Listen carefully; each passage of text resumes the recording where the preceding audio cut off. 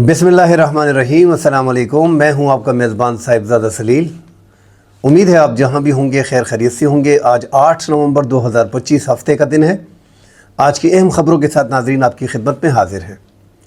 पाकिस्तान और अफ़गानिस्तान के माबैन कशीदगी जो है वो शिद्दत इख्तियार कर गई है। जो इस्तांबुल में पाकिस्तान और अफ़गानिस्तान की वफूद के मुज़ाकरात थे वो नाकाम हो गए हैं। अफ़गानिस्तान का अपना मौक़िफ़ है, पाकिस्तान का अपना मौक़िफ़ है। TTP के हवाले से जो पाकिस्तानी मौक़िफ़ है, अफ़गानिस्तान TTP के ख़िलाफ़ कोई कार्रवाई नहीं करेगी। तहरीरी मुआहदे से उन्होंने इनकार कर दिया है। अफ़गानिस्तान में जो TTP मौजूद है उनके ख़िलाफ़ भी कार्रवाई से कतरा रहे हैं। इस हवाले से नाज़रीन डिटेल से बात करेंगे। जो बॉर्डर है वो कशीदगी बढ़ गई है, हाई अलर्ट पे है।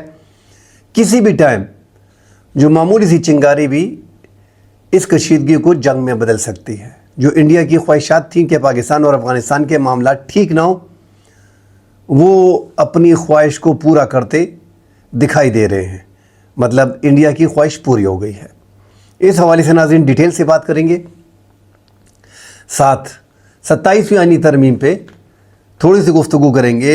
असल में टॉपिक तो 27वीं आईनी तरमीम का बहुत ही लंबा टॉपिक है। एक आध घंटे में वो कवर भी नहीं हो सकता। बहरहाल हम कोशिश करेंगे कि उस पर अपनी नाक़िस राय जो है वो 5-6 मिनट में इसको बयान करें, जहाँ तक हम बयान कर सकते हैं, और आप दोस्त उससे एग्री करें या ना करें, आप अपनी राय का इजहार ज़रूर करें। नाज़रीन डिटेल में बात करने से पहले दोस्तों से गुजारिश है कि हमारे चैनल को लाइक और सब्सक्राइब ज़रूर कीजिएगा। अगर आप हमारे चैनल को पसंद करते हैं और आपने अभी तक इसको सब्सक्राइब नहीं किया तो मेहरबानी करके इसको सब्सक्राइब करें, बेल का आइकन प्रेस करें ताकि हमारी रोज़ाना की वीडियो आपको मिल सके। और लाइक और कमेंट ज़रूर कीजिएगा। जो चैनल के हवाले से हैं, हमारी कुछ कमज़ोरियां हैं, उस हवाले से कमेंट ज़रूर कीजिएगा। तनकीद आप करेंगे तो हमें बड़ा अच्छा लगता है। नाज़रीन, पाकिस्तान और अफ़गानिस्तान के माबैन ताल्लुकात तो पहले से बड़े कशीदा थे।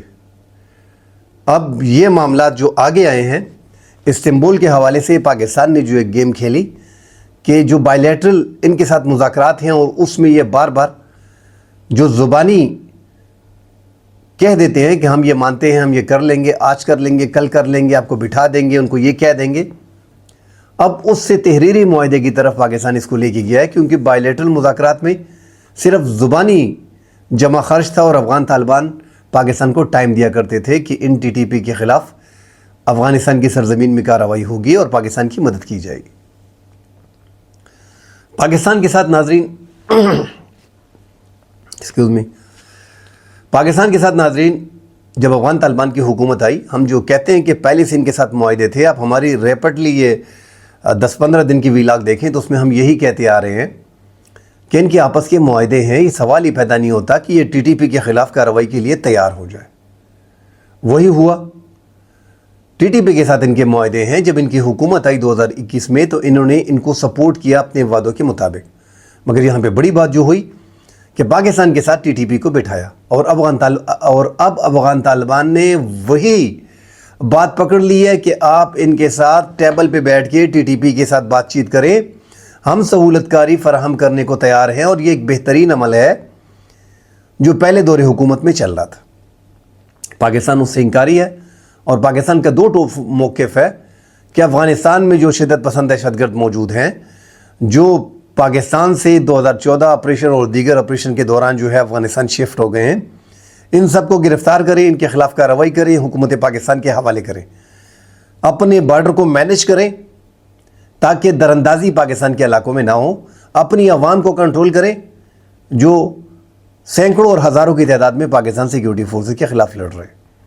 मगर अफ़गान तालिबान मुसलसल इंकारी है और उनको लगता है कि TTP की जड़ें अफ़गानिस्तान में भी इतनी मजबूत हो गई हैं कि अब उनके ख़िलाफ़ कुछ नहीं किया जा सकता, वरना वो पोजीशन में चले जाएंगे। नाज़रीन, इससे पहले पाकिस्तान के हालात, अगर अफ़गान तालिबान के आने से पहले जो वो कहते हैं कि आपके हालात ख़राब थे, तो इसमें कोई दो राय नहीं। हमने 2002 में ऑपरेशनल मीज़ान किया जनूबी वज़ीरिस्तान में और शुमाली वज़ीरिस्तान में। 2002 से ये 2006 तक चलता रहा, जिसमें हज़ारों घर जो हैं एक्सक्यूज़ मी नाज़रीन, गला ख़राब है, जिसमें हज़ारों घर जो हैं, हज़ारों लोग नकल मकानी कर चुके थे, बेघर हो चुके थे। آپریشن راہ راست ہم نے پھر کیا 2009 میں سوات میں ملکڑ میں، وہ بھی ایک بڑی نقل مکانی تھی جو سوات میں ہوئی تھی، مگر وہ 2009 میں تھی۔ اس ٹائم پہ ٹی ٹی پی کا وجود جو ہے وہ بنا ہوا تھا۔ آپریشن شیر دل 2008 میں کیا گیا تھا، یہ جنوبی وزیرستان میں، اس میں بھی 1 لاکھ 1.5 لاکھ 2 لاکھ لوگ جو ہیں وہ بے گھر ہوئے تھے۔ آپریشن سپن غر یہ کرم میں ہوا تھا ناظرین، 2011 میں ہم نے یہ آپریشن کیا تھا۔ اسی طرح آپریشن خیبر 1 اور خیبر 2 2014 سے 2017 تک چلتا رہا۔ آپریشن ضرب عضب 2014 میں شمالی وزیرستان اور جنوبی وزیرستان میں ہوتا رہا، اس میں بھی لاکھوں لوگوں نے جو ہے وہ نقل مکانی کی اور بے گھر ہوئے۔ اس میں کوئی دو رائے نہیں کہ 2002 سے ہی پاکستان میں افغانستان کے باعث جو وہاں پہ امریکہ نے جنگ شروع کر رکھی تھی، تو یہاں پہ ٹی ٹی پی آہستہ بننی شروع ہو گئی تھی، اور افغانستان سے آ کے یہاں پہ ہمارے قبائل میں جو ہے وہ بسنے لگے تھے۔ بہرحال ہماری اپنی اس ٹائم کی جو ہماری سیکرٹ ایجنسیاں ہیں، جو ہماری ملٹری اسٹیبلشمنٹ ہے، جو ہماری سرکار تھی، ان کی غلطیاں کہہ لیں، ان کی من مرضی سے امریکہ کے خلاف جو ہے وہ ان کو تیار کیا گیا تھا۔ بہرحال اس ڈیٹیل میں جانا نہیں جاتا۔ ہمارے ہاں دہشت گردی شروع سے تھی، مگر اس میں اضافہ کس حد تک ہوا ہے 2014 سے 2017 تک جو آپریشنز ہوئے، اس کے بعد پاکستان میں کوئی بڑی دہشت گردی کا واقعہ نہیں ہوا تھا۔ مطلب اس قدرے دہشت گردی نہیں تھی۔ یہ جو دہشت گردی ہو رہی ہے روزانہ، وہ مہینے میں 1 آدھ بار کوئی جھڑپ وغیرہ ہو جاتی تھی۔ یکدم افغان طالبان کے آنے کے ساتھ ان کو لگا کہ ہمیں سپورٹ مل رہی ہے، اور جو معاہدے ہمارے ہیں وہ دوبارہ اب ہمارے معاہدے جو ان کے ساتھ ہیں وہ زندہ ہو گئے ہیں، اور جو ان کے اقتدار میں آنے کے بعد ہمیں وہ تمام تر کومک ملے گی۔ BLA جیسے دہشت گرد، BLF جیسے دہشت گرد، Baloch liberation army, Baloch liberation front, ان کے پاس بھی طالبان کے اقتدار میں آنے کے بعد امریکی اسلحہ ان کے ہاتھ بھی پہنچ گیا، جدید ہتھیار ان کے ہاتھ بھی آ گئے۔ تو پھر انہوں نے بلوچستان میں اور خیبر پختونخوا میں اسپیشلی اپنے شدت پسند جو ٹی ٹی پی کے ہیں اور اپنے افغان کو اکٹھا کر کے، جو وہاں پہ پراکسی وار میں امریکہ کے خلاف لڑتے رہے، یہاں پہ آتے رہے، کورم میں آتے رہے، ان سب کو اکٹھا کر کے پاکستان پہ چھوڑ دیا، جن میں زیادہ افغان شہری بھی ہیں۔ اور ٹی ٹی پی تو شروع سے ہی پاکستان کے خلاف ہو گئی ہے۔ حالانکہ پاکستان نے جو مدد فراہم کی تھی، اس کا مطلب یہی تھا کہ امریکہ اور نیٹو ادھر ہیں تو ٹھیک ہے، یہ جہاد ہے، آپ لگے رہیں۔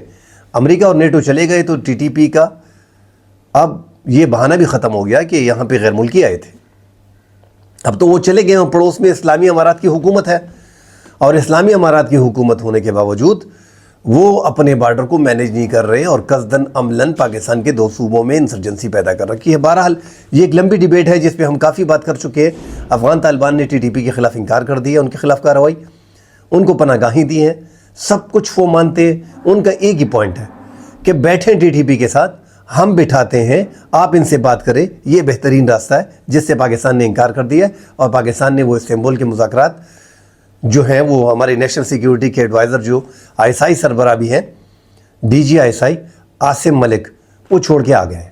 مذاکرات مکمل ناکام ہو گئے۔ معمولی چنگاری اگر آتی ہے، بارڈر اب وہاں پہ کشیدگی اتنی ہے کہ اب افغانستان پہ جو ہے پھر وہ کارروائی دونوں اطراف سے جو ہے وہ بھی حملے کریں گے، ہم بھی حملے کریں گے پاکستان کی طرف سے بھی، اور آخر میں نقصان جو ہے وہ زیادہ اور پھر باقاعدہ یہ ایک جنگ کی صورت اختیار کر سکتے ہیں۔ مگر ناظرین، پاکستان کو بھی بڑے ٹھنڈے دماغ سے سوچنا ہوگا۔ دہشت گردی ہمارے ہاں سالوں سال سے جاری ہے، اس میں اضافہ طالبان کے آنے کے بعد ہوا۔ طالبان کی سپورٹ کے بغیر اس حد تک سینکڑوں ہزاروں شدت پسند دہشت گرد جو افغانی ہیں وہ پاکستان کے خلاف نہیں لڑ سکتے۔ افغان طالبان کی سرپرستی کے بغیر اس حد تک ان کے پاس اسلحہ نہیں آ سکتا۔ افغان طالبان کے جو ٹھکانے ان کو دیے اور جس انداز میں ان کو پاکستان کے خلاف چھوڑا گیا ہے، اگر یہ افغان طالبان کی حکومت نہ ہوتی تو یہ ٹی ٹی پی اتنی مؤثر نہ ہوتی۔ اب افغان طالبان پاکستان کی مدد نہیں کر رہے، صرف انہوں نے ایک پوائنٹ ہی رکھا ہے، اور وہ ہے ٹی ٹی پی کے ساتھ مذاکرات۔ اب انڈیا کی ناظرین جو خواہش ہے، بارڈر پہ انڈیا بھی ہے، بنگلہ دیش کو بھی دھمکیاں دے رہا ہے، پاکستان کو بھی دھمکیاں دے رہا ہے۔ مطلب دونوں اطراف سے جو بنگلہ دیش اور پاکستان کی سائڈ پہ اسپیشلی، باقی چین اور بھوٹان اور میانمار وہاں پہ نوٹم وغیرہ جاری کیا ہوا ہے جو جنگی مشقیں کر رہے ہیں، مگر ان کی نظر میں جو سلیگوڑی کوریڈور اور 7 سسٹر اسٹیٹس پہ جو محمد یونس نے بات کی تھی اس حوالے سے انڈیا کو ڈر ہے، اور ساتھ پاکستان سے کہ پاکستان سے اپنا بدلہ واپس لیا جائے۔ ایسے حالات میں کیا پاکستان اور افغانستان کی جنگ جو ہے وہ شروع کرنا عقل مندی کا تقاضا ہے؟ کبھی نہیں، تھوڑا انتظار کرنا پڑے گا۔ ٹی ٹی پی کے ساتھ ویسے بھی پاکستان کی لمبے عرصے سے جنگ جاری ہے اور یہ مناسب وقت نہیں ہے، دیکھنا پڑے گا، اور اس حساب سے پھر پاکستان کو اپنی کارروائی کرنی پڑے گی۔ پاکستان سیاسی طور پہ بھی اس کا حل دیکھ رہا ہے۔ ہم شروع سے ہی ناظرین ہم بار بار یہ کہہ رہے ہیں کہ آپ ہماری 1 ہفتے 1.5 ہفتے 1 ماہ کی پوری ویڈیوز نکال کے سیریز دیکھ لیں۔ ہم یہی کہہ رہے ہیں کہ پاکستان نے ایک فیصلہ کیا ہوا ہے اور یہ افغان طالبان کو پتہ ہے، اس لیے وہ مان میں نہیں رہے کہ پاکستان نے افغانستان کی موجودہ رجیم کو چینج کرنا ہے، کیونکہ ان کے آنے کے ساتھ پاکستان میں دہشت گردی میں کافی حد تک اضافہ ہوا ہے اور ان کی سرپرستی کے ثبوت پاکستان کو مل گئے ہیں۔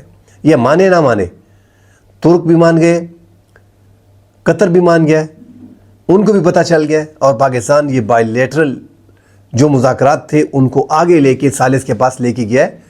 تو اب ثالث بھی سمجھ گئے کہ افغان طالبان جو ہیں وہ تحریری معاہدے میں انٹرسٹڈ نہیں ہے اور آگے آنے والے دنوں میں ان کی مشکلات میں اضافہ ہوگا۔ بہرحال سال 2026 افغانستان کی حکومت کا ہم دیکھ رہے ہیں کہ یہ آخری سال ہوگا۔ سال 2027 میں افغانستان میں جمہوری حکومت ہوگی، یہ فیصلے ہو چکے ہیں، اور اس پہ کام کرنا اس بار ذمہ داری پاکستان کی بنی ہے۔ پاکستان نے ذمہ داری بھی لی ہے کیونکہ زیادہ نقصان اس خطے میں پاکستان کا ہو رہا ہے۔ افغان طالبان کی موجودہ حکومت کو پاکستان ایک گروہ مانتا ہے، ایک زبردستی انہوں نے اقتدار پہ قبضہ کیا ہے۔ یہ ایک جمہوری حکومت نہیں ہے، یہ پاکستان نے ایک بیانیہ 1.5 ماہ سے بنا لیا ہے۔ ان کی حکومت ختم کرنے کے لیے پہلے سیاسی کوشش کی جائے گی، اس کے بعد میں نے پہلے ہی کہہ دیا تھا کہ پاکستان فضائیہ طور پہ افغانستان سے کافی مضبوط ہے۔ پاکستان کو پتہ ہے کہ اس بارڈر کو مزید ٹائٹ رکھنے سے یہ جو دہشت گردی جس حال میں ہو رہی ہے، تو اگر افغان طالبان بھی ان سے مل جائیں تو ویسے بھی یہ ملے ہوئے ہیں، اگر یہ 500 حملے کرتے ہیں تو 550 ہو جائیں گے، مگر ان کی حکومت ختم ہو جائے گی اور وہاں پہ جو حکومت بیٹھے گی وہ پاکستان کی من مرضی سے آئے گی، افغان عوام کی من مرضی سے آئے گی، تو طالبان کو اس طرف سے کم از کم ختم کر دیا جائے گا، ٹی ٹی پی کو اور طالبان کو۔ افغانستان میں جو ٹی ٹی پی ہے ان کے ٹھکانوں کو نشانہ پھر آسانی سے بنایا جائے گا۔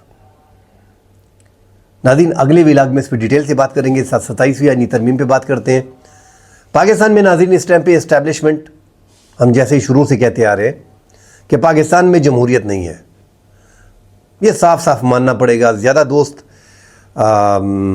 جو ہمارے ساتھ جڑے ہوئے، کوئی پیپلز پارٹی سے ہوگا، کوئی پی ٹی آئی سے ہوگا، کوئی نون لیگ سے ہوگا، کوئی جماعت اسلامی سے ہوگا، کوئی جمعیت علماء اسلام سے ہوگا۔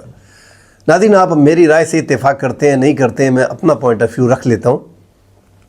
بھٹو کے ٹائم سے ان کو تیار کیا گیا اور جمہوریت میں لایا گیا، انگلی پکڑ کے عمران خان تک سب جو ہیں وہ اقتدار میں آئے اور مزے کیے، اور اسٹیبلشمنٹ نے دیکھا کہ پاکستان میں جو بھی حکومت، مطلب جب الیکشن ہوتے ہیں تو اسٹیبلشمنٹ دیکھتی ہے، جیسے 84 میں امریکہ نے 1984 میں امریکہ نے دیکھا کہ بے نظیر بھٹو مشکل میں ہیں تو اس کو لے کے گئی، اسٹیبلشمنٹ نے چھوڑ دیا۔ 98 میں اسٹیبلشمنٹ کی مدد سے وہ واپس آتی ہے اور ایک پاپولر لیڈر بن جاتی ہے۔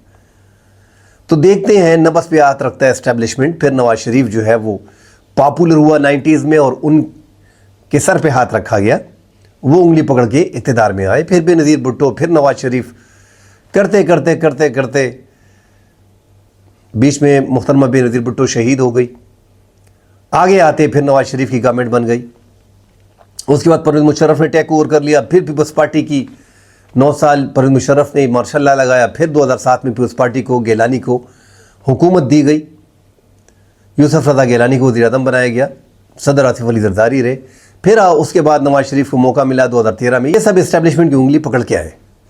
2013 کے بعد عمران خان کی پاپولرٹی، مطلب اس کو تیار کیا گیا، ایک تو وہ 50 سال سکرین پہ رہے تھے، تو 50 سال سکرین پہ رہنے کے بعد پاکستان کا بچہ اس کو جانتا تھا، وہ ویسے بھی ایک ہیرو تھا اپنے ٹائم پہ، اس کی پاپولرٹی کو دیکھتے ہوئے اسٹیبلشمنٹ نے 2013 سے اس کو مزید آگے کرنا شروع کر دیا، اور 2018 میں عمران خان کی پاپولرٹی اس حد تک بڑھ گئی کہ بھٹو کا مقابلہ دکھائی دے رہا تھا کہ یار اس بندے میں کچھ ہے، اور اسٹیبلشمنٹ نے فیصلہ کر لیا اور نواز شریف کو، پیپلز پارٹی کو کارنر کر دیا، ان کے خلاف مقدمات چاہے جھوٹے ہیں سچے ہیں قائم کر دیے، ان کو جیلوں میں رکھا، ملک سے باہر چلے گئے، ان پہ سختیاں ہوئی، اور عمران خان کو اقتدار دیا گیا۔ عمران خان اپنے اقتدار میں یہی کہتے رہے کہ آرمی چیف قوم کا باپ ہوتا ہے۔ ان کے لیے RDS کو بٹھایا گیا، 8-9 سیٹیں ان کو دی گئی، باپ پارٹی کو بنایا گیا، بلوچستان میں 7-8 سیٹیں ان کے پاس تھی، اور ہمیشہ کی طرح جو 18 سے 20 سیٹیں MQM کو دی جاتی ہیں ان کو آنکھ ماری گئی کہ آپ عمران خان کو سپورٹ کریں۔ ایک کمزور حکومت تھی عمران خان کی، مگر عمران خان 4.25 سال اس حکومت کو کر پائے۔ اس کے بعد دوبارہ اسٹیبلشمنٹ سے اس کا جھگڑا ہو گیا، اور اب وہ جیل میں ہے، اور موجودہ تمام تر سیاسی جماعتیں پھر اسٹیبلشمنٹ سے پیار کرنے لگی، اور اسٹیبلشمنٹ کو بھی ان پہ پیار آیا۔ تو اب عمران خان جیل میں ہے، عمران خان کا بیانیہ غلط ہے، عمران خان کا بیانیہ درست ہے۔ 2024 کے انتخابات میں ہم نے دیکھا کہ اس کے انتخابی نشان نہیں تھا، 1 ماہ پہلے انتخابات سے اس کے جو انتخابی نشان ہے اس کو چھین لیا جاتا ہے، اور اس کی فرسٹ لیڈرشپ اور سیکنڈ لیڈرشپ جیلوں میں تھی، اور تھرڈ لیڈرشپ الیکشن میں تھی جس کی کوئی کمپین نہیں تھی۔ یہ پہلی بار پاکستان کی تاریخ میں ہم نے دیکھا کہ بغیر کمپین کے، بغیر یونین کونسل کے لوگ، جو عوامی سطح پہ لوگ اکٹھے ہوتے ہیں، اس کے بغیر جو ہے وہ الیکشن ہوا، اور عمران خان نے کامیابی حاصل کی۔ بہرحال اسٹیبلشمنٹ کا پاور ہے تو وہ جیل میں ہے۔ اس سے پہلے نواز شریف کے ساتھ، بے نظیر بھٹو کے ساتھ یہی ہوتا رہا کہ وہ ملک سے چلے گئے تھے، ملک میں ان کو مشکلات تھی، ان کی جان کو خطرہ تھا۔ جب تک آپ اسٹیبلشمنٹ سے بنا کے نہیں رکھتے آپ کو حکومت میں نہیں لایا جاتا، یہ کلیئر بات ہے۔ اس ملک میں پرو اسٹیبلشمنٹ گورنمنٹ ہوگی، چاہے وہ جو بھی ہو۔ یہ موجودہ نظام جو ہے یہ اس نے ایکسیپٹ کر لیا مکمل طور پہ تمام تر سیاسی جماعتوں نے کہ ہاں یار عمران خان دوبارہ آ جائے گا، اور وہ ایک ضدی آدمی ہے، وہ پھر بدلے لے گا۔ اس کے لیے 26ویں آئینی ترامیم کی گئی۔ 26ویں آئینی ترامیم میں آئینی بینچ کو بنایا گیا سپریم کورٹ سے ہٹ کے، کیونکہ زیادہ تر ججز جو تھے، جسٹس منصور علی شاہ اور جسٹس منیب اختر، جسٹس اطہر من اللہ، اس طرح اسلام آباد ہائی کورٹ کے 5-6 ججز، لاہور ہائی کورٹ میں 3-4 ججز، تو انہوں نے دیکھا کہ یار اب حالات آئینی بینچ بنانا پڑے گا تاکہ تمام تر سیاسی مقدمات وہاں پہ جائیں۔ تو آئین میں تبدیلی، یہ 26ویں آئینی ترمیم آئی۔ جسٹس یحییٰ آفریدی 3 نمبر کے جج تھے، پہلے کانسٹیٹیوشن میں تھا کہ جو موسٹ سینئر جو ہوگا وہ جج بنے گا، جسٹس منصور علی شاہ کو بننا چاہیے تھا۔ بہرحال 26ویں آئینی ترامیم کی گئی اور جسٹس یحییٰ آفریدی کو چیف جسٹس بنا دیا گیا، مگر ساری پاور آئینی عدالت کو، سپریم کورٹ سے آئینی بینچ کو دی گئی۔ جسٹس امین الدین 6-7ویں نمبر کے جج تھے، ان کو اٹھا کے سربراہ بنا دیا گیا۔ اب ان کی ریٹائرمنٹ قریب ہے، اور موجودہ نظام کو عمران خان جتنا جیل میں ہوں گے اس کو فائدہ ہوگا۔ موجودہ نظام نے عمران خان کو جیل میں رکھتے ہوئے اب 27ویں آئینی ترمیم کا فیصلہ کیا ہے، جس میں کوشش کی جا رہی ہے کہ آئینی بینچ سے آئینی کورٹ تک بات آگے جائے۔ یہ بات پہلے بھی ہوئی تھی، اب باقاعدہ آئینی کورٹ بنائی جائے گی، جسٹس امین الدین کو مزید ایکسٹینشن دی جائے گی، اور جو آرٹیکل 200 ہے، یہ تو آرٹیکل 200 میں ججز کی جو ٹرانسفر ہیں اسلام آباد سے وہ کر دیے جائیں گے، اور جو 213 کا آرٹیکل ہے الیکشن کمیشن نے بھی اس نظام میں پوری مدد فراہم کی ہے۔ پہلے اپوزیشن اور حکومت مل کے طے کر کے اب الیکشن کمیشن کے چیئرمین کو جو ہے وہ منتخب کرتی تھی۔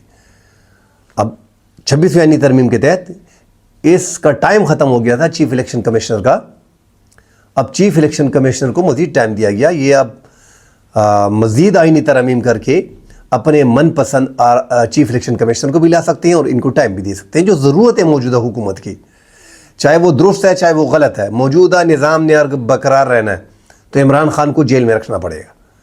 موجودہ نظام اگر آگے چلنا ہے، عمران خان کے باہر نکلتے ہی اس میں کوئی دو رائے نہیں، اس نے عوام کی نبض پہ ہاتھ رکھا ہے، اس کی پاپولیٹی ہے۔ اس ٹائم پہ ایک طرف تمام تر سیاسی جماعتیں، اسٹیبلشمنٹ اور عمران خان، یہ سٹیک ہولڈر ہیں ملک کے۔ اگر ان سب کو اکٹھا بٹھا دیا جائے تو پاکستان آگے بڑا ترقی کر لے گا اگر ایک ساتھ بیٹھتے ہیں۔ بہرحال ہماری یہ انٹرنل معاملات اس حد تک خراب ہو گئے ہیں اور عمران خان پہ کوئی بھروسہ نہیں ہے۔ پورے پاکستان میں کیا پوری دنیا میں اس عمران خان کی ذمہ داری کوئی لینے کو تیار ہے نہیں۔ 191A میں بھی ترمیم کی جائے گی جو آئینی عدالت کے بارے میں ہم نے کہہ دیا ہے، اور جو سب سے بڑی ترمیم ہے 18ویں آئینی ترامیم، اس میں تعلیم اور آبادی، یہ دونوں محکمے صوبائی حکومت سے لے لیے جائیں گے، مگر یہ ایسا لگ رہا ہے کہ یہ باقی تمام جو چھوٹے موٹے بیچ میں باتیں ہیں وہ آسانی سے حل کر لی جائیں گی۔